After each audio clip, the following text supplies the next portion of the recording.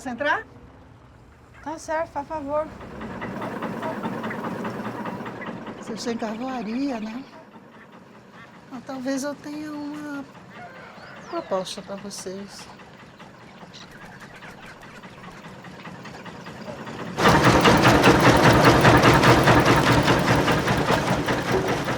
Como é que você pode pensar uma coisa dessa? Mas emocionou.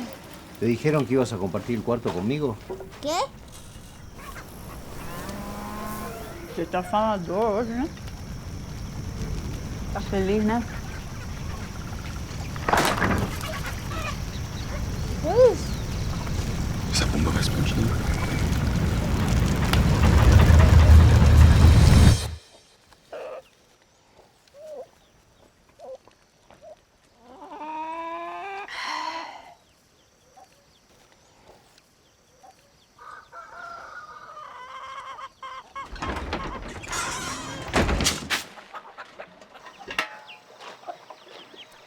Hello, everyone, and welcome to another episode of The Breeze, Breezeway Productions The Breeze, where we bring you the latest in independent films and film festival news. And we're happy to continue our coverage of this year's Toronto International Film Festival, the 2022 edition, with the film Charcoal. And we have the director here, Carolina Markowicz, to talk about the film. Hello, Alex. Nice to meet you, and a pleasure to be here speaking with you. Right on. Well, I'm happy that you came on the show to talk about it. So tell our audience a little bit about Charcoal. Well, Charcoal, it's a Brazilian film. I'm a Brazilian director, and it's placed in a small city in the countryside of São Paulo. It's about a family that, let's say, ends up hosting a mysterious foreigner in exchange for some money. Not to spoil anything, it would be something like that. And then things turns out not to be the way anyone expected in the house. Even less the Argentinian, who is like a sketchy person, and the family maybe even sketchier. Yeah, when I was reading the synopsis on IMDb, I thought it was it got crazy really fast. It says a family straining to care for their bedridden patriarch offered a diabolical deal to put an elder to rest, hosting an Argentinian drug kingpin. Who put these elements together, just from the aspect of screenwriting? I mean, did they write from experience, or how did this come to be? Well, I am the screenwriter, so Right. so I can tell you that it's a mix of personal experience. Of course, not killing. I didn't kill any elderly person and put a drug dealer in my house. Not that, but like this kind of family roles that need to stick together, that need to pretend they are happy together, to pretend a social role that is more acceptable. You cannot be gay, you have to be married, you have to be a woman who cooks, who do everything, like this conservative environment, things that always made me very like, what? And I grew up in this countryside, in the city that is very close to this one. And about the crazy part of the film, let's say like that, it's something that it's made of that I created. I don't know if I'm saying the right word. And it's something that amazes me nowadays, that the absurd is getting usual, and people are getting used to brutality. We see this when we talk about guns, we talk about violence and everything that is going on in the world, but pretty much here in Brazil as well, with the politics and everything. And all these elements mixed together made me wanted to create Charcoal. Okay, so when you were filming in Brazil, and that you're working with the film production office or the company for getting, the sites where you need to do the permits and whatnot, did you have to submit the script to anybody to check out with this type of material, or were they able to give you free range in shooting what you want?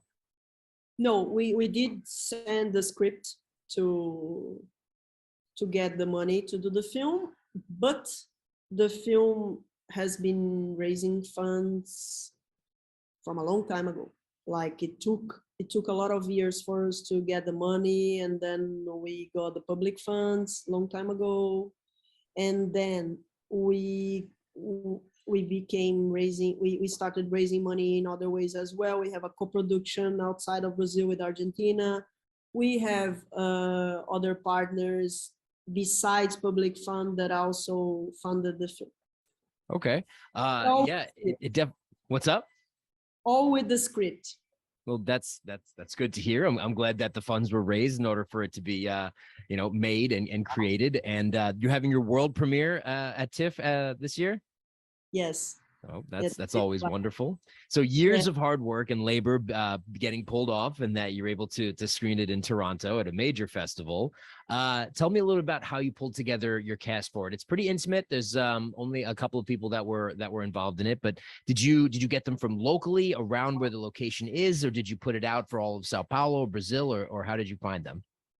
Well, the cast is a mix with like very talented and experienced actors that I wanted to work with from a long time ago, like Maeve, Jinkings, Camila, Márdila, César, the Argentinian drug dealer, is an amazing actor from Argentina that I had worked before in one of my short films. We had a long-term partnership, and then we put together like this talented and very experienced actors with people from the city that are not actors and didn't want to be actors. So it was like a mix of like this thermal shock, that was very good for everyone in the end. Even the actors were like, oh, it's been amazing to have like this non-actor like Jean, the boy, who's a boy from the city. And then we needed to create something together that needed to seem natural between these two very different forces.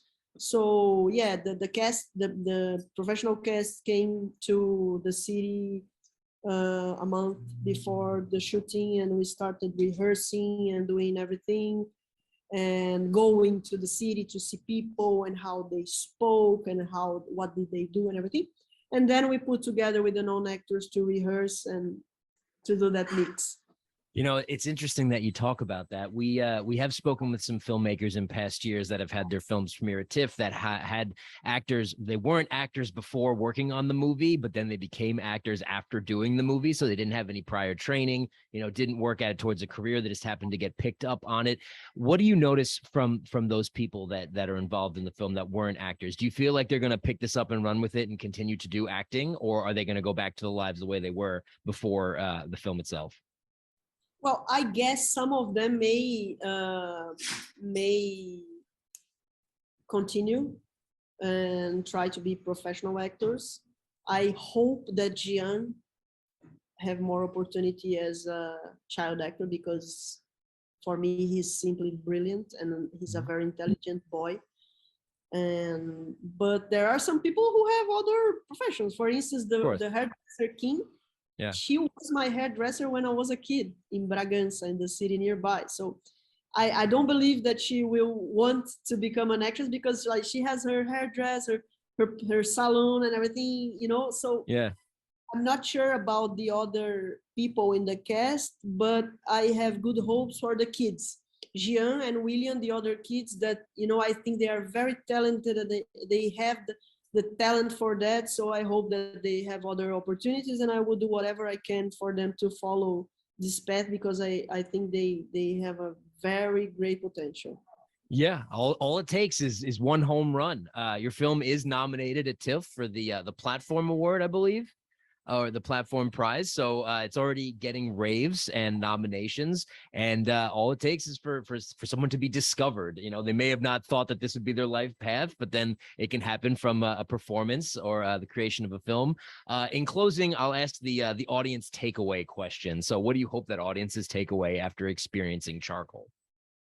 Well, I hope that the audience can, together with me, do a reflection on the moment that we are living in the world, on how we got immune to violence and to the absurd, and to think about that and how this is a cycle, how this family raises this boy, and this boy will have a family at Sunday, and how this makes our lives that we are trapped in this cycle.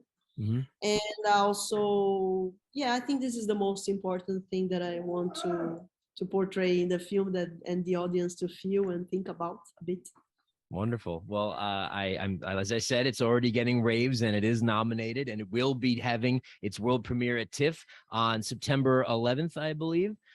So we hope that our audiences are able to check it out. And Charcoal, the name of the film. And I want to thank you so much for coming on the show, Carolina Markowicz, to talk about it. And I wish you the best of luck and success with this project. Thank you so much, Alex. It's my pleasure to speak to you, and I hope to see you soon again.